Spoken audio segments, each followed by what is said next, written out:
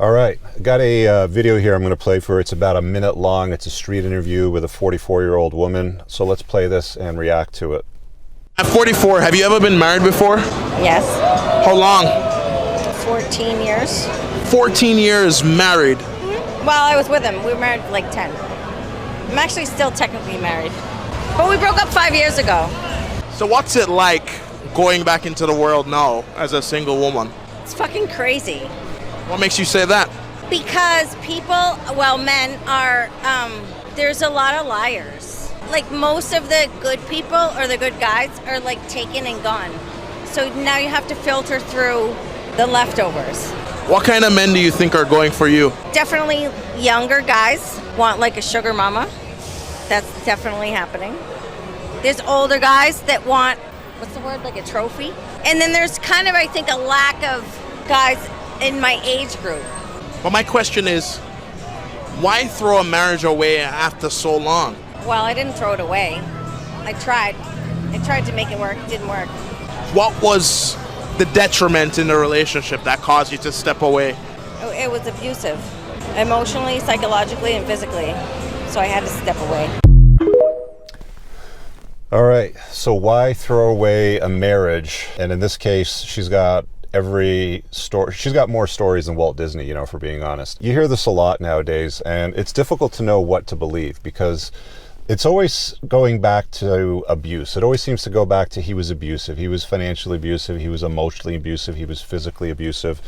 And I think that there's got to be some way to distinguish the truth from the lies. And you won't know unless you sit down and you have a conversation with this gal. There's always his story, her story, and somewhere in the middle there's the truth. I find more often than not when I hear things like financially abusive or emotionally abusive usually translates into he said mean words. Like he called me the C word or something like that. And who knows, maybe she was behaving like see you next Tuesday, or maybe she wasn't. We don't know that. Financially abusive usually translates into he set a budget and said that I could only spend so much money and I didn't like that. Physically abusive, there's no excuse for that. Nobody should strike anybody, man or woman, back and forth. Doesn't really matter. That's pretty much uncalled for. And I would say that's probably grounds for leaving a relationship. But I think more often than not, when you see these stories, she's like, I wanted to leave to go find if the grass was greener on the other side of the fence. And what I found was guys are liars. Younger guys want me to be a sugar mama, which women will indulge in, by the way. They'll happily indulge in that sort of notion for a while where she'll find a younger guy to take care of her needs in the bedroom, but he doesn't have the financial resources for anything else. So maybe he starts asking for, hey, my car payment or my rent or something like that. And then she goes to everybody my age, it doesn't seem to be available because they're already taken and all I'm getting is leftovers. And lady, by the way, you are leftovers. You're 44 and divorced. It's not like you're the prize here. Or she talks about older guys who are looking for what she called a trophy. And I think older guys that are looking for a trophy are probably much younger women. I don't know what she means by older guys, but generally speaking, a trophy wife or a trophy girlfriend is generally much younger, not 44, premenopausal and pretty much at the end of their value to most guys as far as, child rearing goes anyway. So, with that being said, I always ask myself those questions like, okay, well, what's going on? Why did they break up? When you go out there as guys and you start dating women in this age category, you'll hear a lot of the same stories. He was a loser, he was abusive, he was financially this and that, whatever the story happens to be. Ask yourself, why did they break up? What is this gal all about? Was he really that kind of guy? Maybe ask a few probing questions. Ask why. Da-da-da-da. Okay, why? Da-da-da-da. Oh, that's interesting. Why did that happen? And then just let her talk.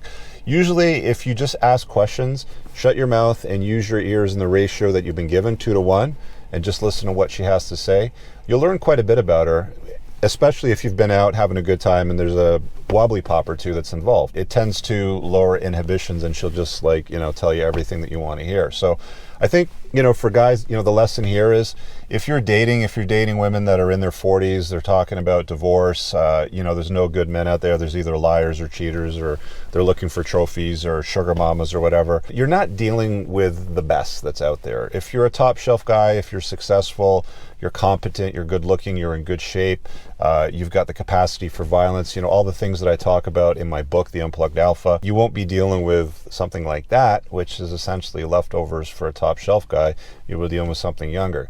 You guys tell me what your experience has been out there. You see a lot of these divorced women in their 30s and 40s talking about leftovers and, you know, having a strong list of demands for the kind of guy that she's looking for, you know, version 2 of her life. Leave a comment below, pin in the top comment, bunch of useful links, stuff that I'm affiliated with, including my book, my community, my supplement line. We'll see you guys later. Peace out. I don't ever slow up, no I don't take shit. I got no love for the fakeness. If you wanna play tough and wanna hate this, I'll always show up.